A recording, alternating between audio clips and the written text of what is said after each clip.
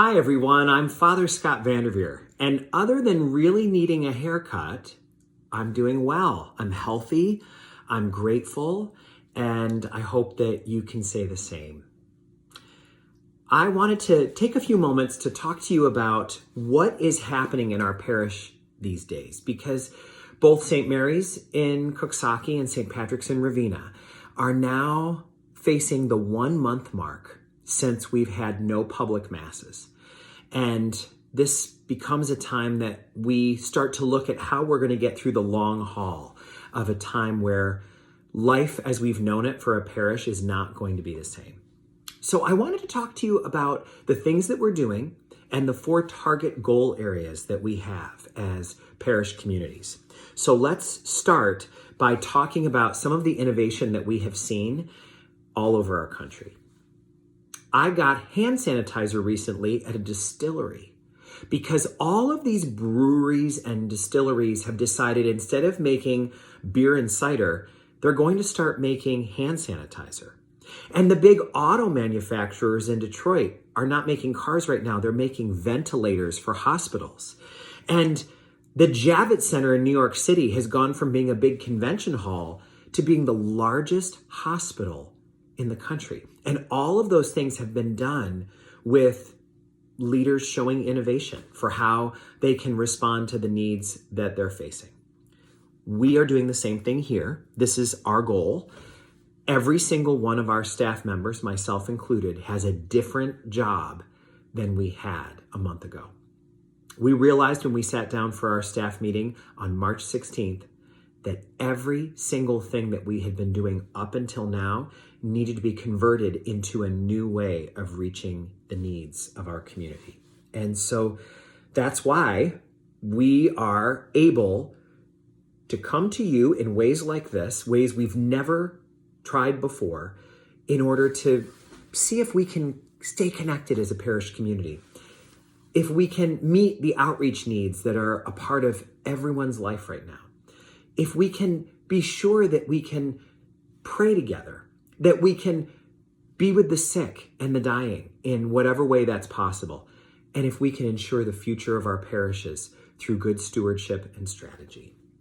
So let's talk about those goals because you are an intimate part of them and there is such good news to share. First of all, let's start by talking about our outreach needs. That's the first area of target that we have.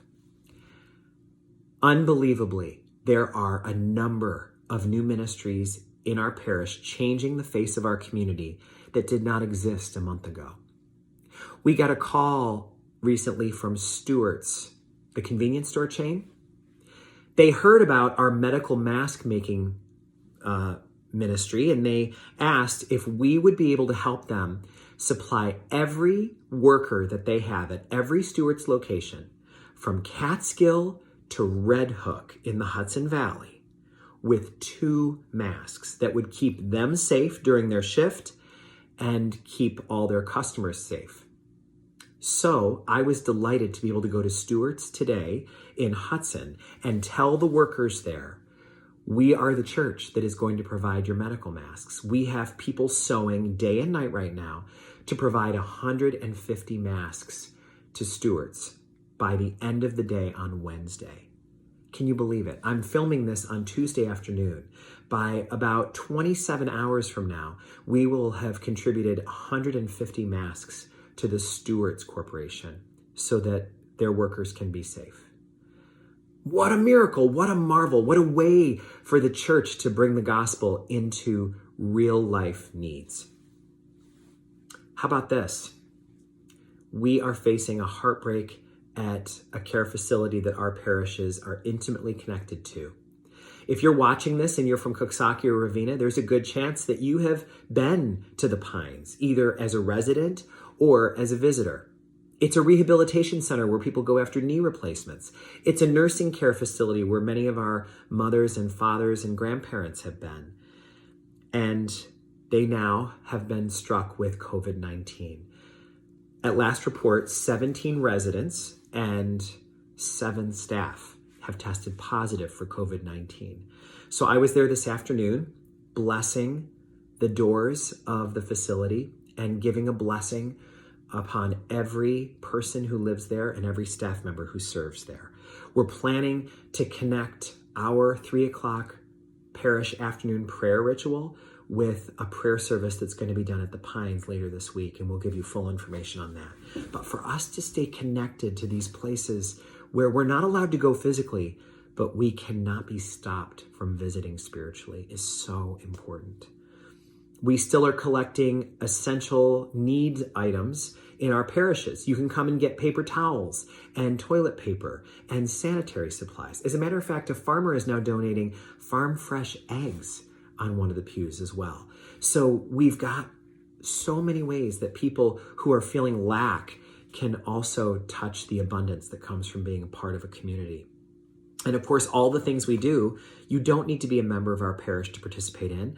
Our doors are wide open for you to enter. The St. Patrick's in Ravena Food Pantry is an amazing thing. It's one of the proudest ministries that we have. But it too has completely changed its methods in order to make this possible. Not only is there a sewing machine set up in the hall where all the food is so that we can also be making medical masks there, but now, in order to keep people safe, we only allow one person in the hall at a time to get food. But now our volunteers do home delivery, so you can get food pantry items delivered to your house. And we continue partnering with the Food Bank of Northeastern New York to make that possible. A few weeks ago, when we first learned that students would not be able to attend our public schools, the Ravena Queeman Selkirk district had a real challenge on their hands because they needed to clean their kitchen facilities to make them up to COVID-19 free standards. And they also needed to find a way to protect their employees. That meant that they could not provide their free and reduced school lunch program for a week of this pandemic. Well, that was not going to work for many of our families who need and have come to depend on the school breakfasts and school lunches for their kids.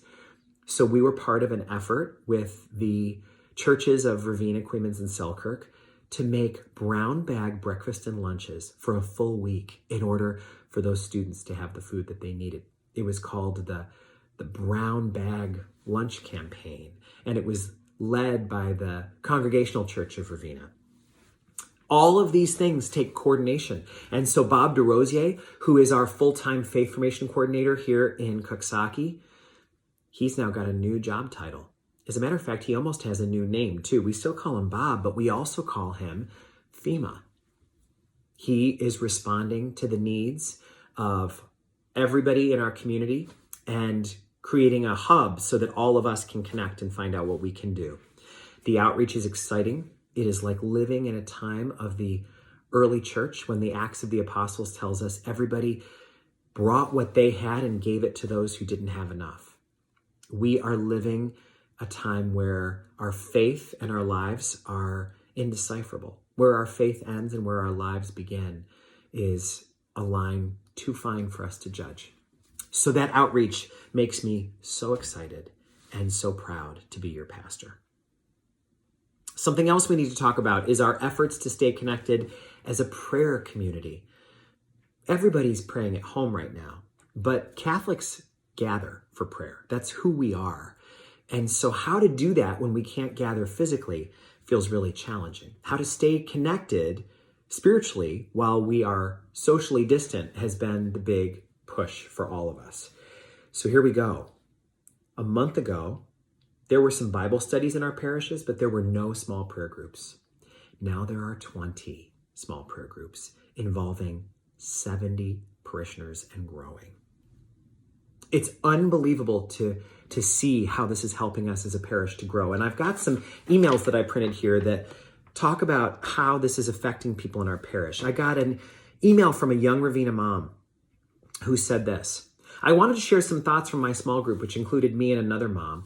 Her daughter and my son are in faith formation together, and our significant others are in the fire department together.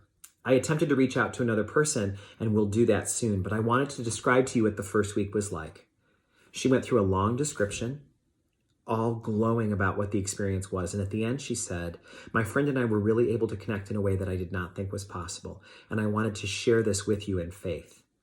I look forward to seeing the live stream masses and continuing weekly prayer gatherings. Thank you for giving us this meaningful experience. This person would be the first to tell you she didn't go to Mass weekly before this. She would go occasionally, but this is changing her faith for the better. How about this from a widow from St. Mary's in Coxsackie? I had my first prayer time today at 11 o'clock. Right now my group is just 2 other women, but it was everything that you would have wanted it to be. We spoke and prayed for almost an hour. I cannot wait until next Friday. There was a woman who told me that she's realized that she's not in the exact same place emotionally that some of the other people in her group are, and it's caused her to have more compassion for the way people are processing this time. It's amazing. It's amazing what's going on. I am so proud to be a member of this parish. We are continuing to live stream our masses and our Holy Week services, and I have written down, I went online just quickly and took a tally of how many people have been spending time with us. Listen to this. Do you know on March 22nd, the very first week that there were no public masses available, we broadcast our live stream mass from St. Patrick's in Ravena that day. To date, 6,150 people have watched that liturgy.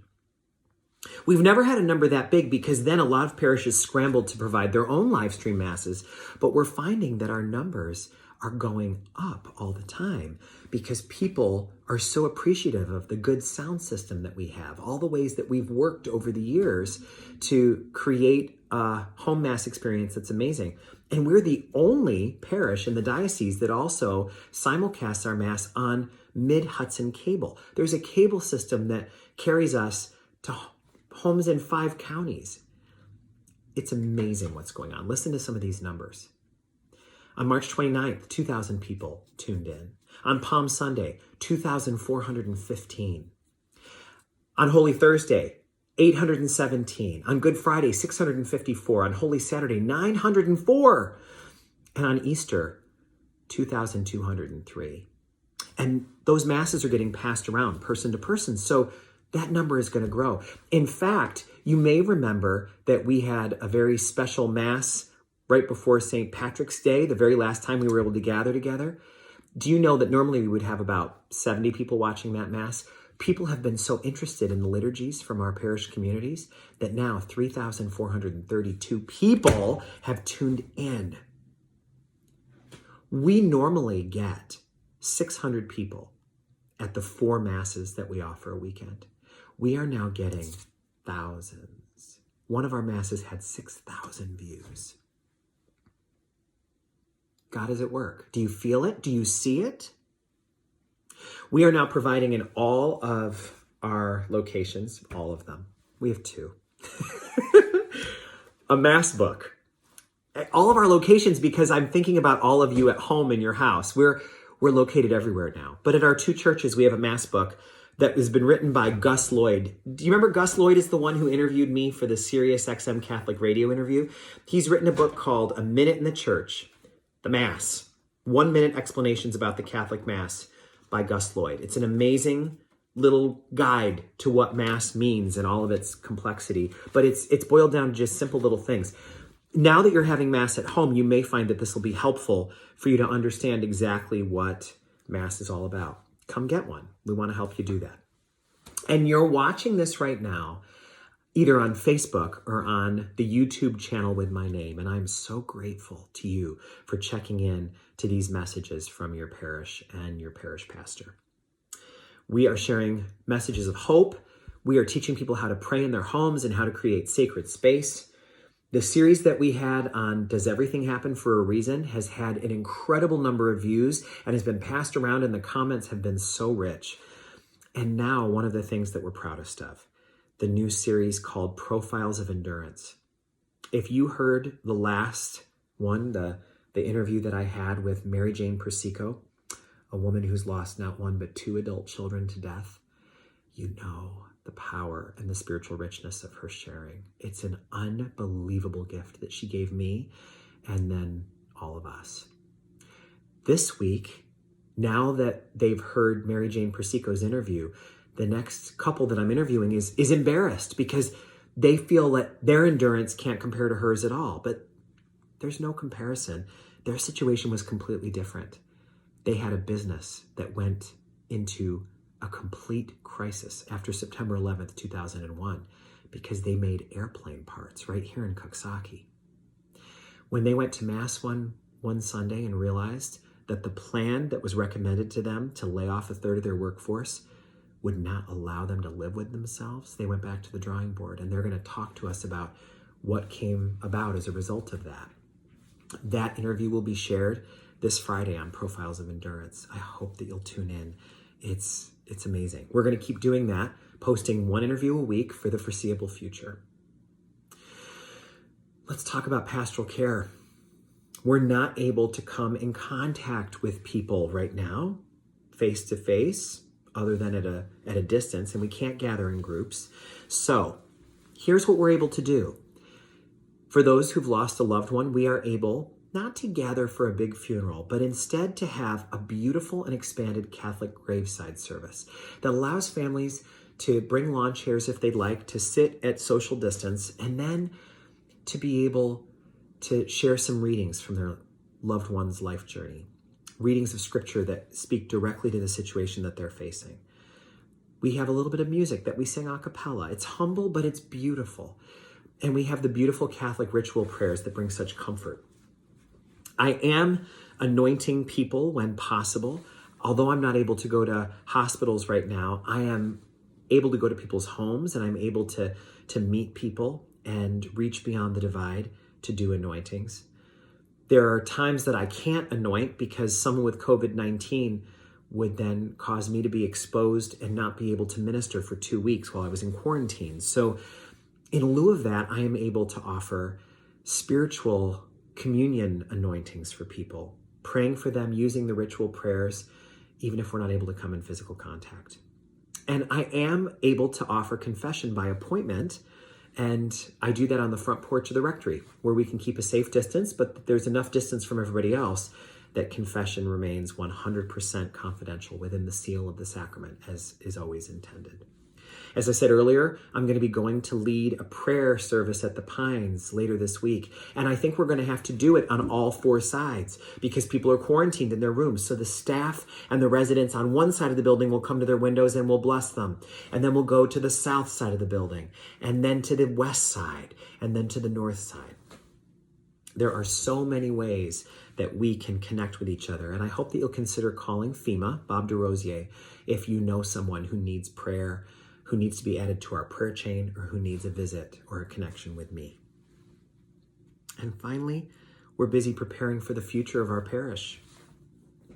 We were terrified the first week of these new directives because we had 50% of our normal collection collected that week. We thought, how long can we go like this? How long will it be before we won't be able to make payroll? Before we're not able to pay for the utilities at the church, before we're going to have to go into some source of income we don't yet know about? Well, we told you about our fear and you responded. More than 50 families are e-givers who were not 3 weeks ago. 50 plus new e-givers between our two parishes.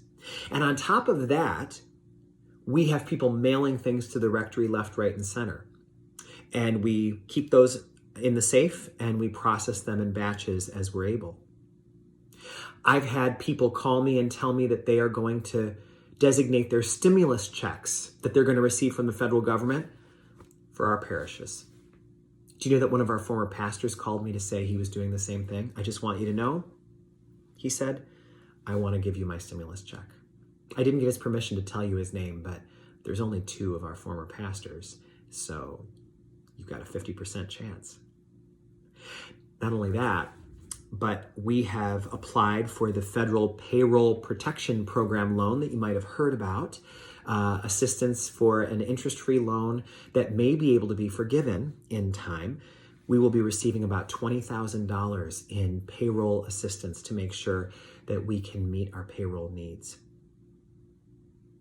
It's amazing. We are reaching out to those in need in the community. We are praying and connecting together more than ever. We are providing pastoral care to those who need it, and we are providing for the future of our parishes. It is a very hard time to be human, but it is a very beautiful time to be a Christian. I am so grateful to you. I miss seeing your face. I miss what we have enjoyed for so long and now appreciate more than ever because it's temporarily lost to us. But I am so grateful to be part of a community this creative and prayerful, part of a community that knows how to take care of each other and keeps drawing on divine assistance for the way forward. I thank you for listening to this long message. I hope you'll feel as excited about what's going on here as I am. And I hope that in time, we'll all be able to get our hair cut. God bless you.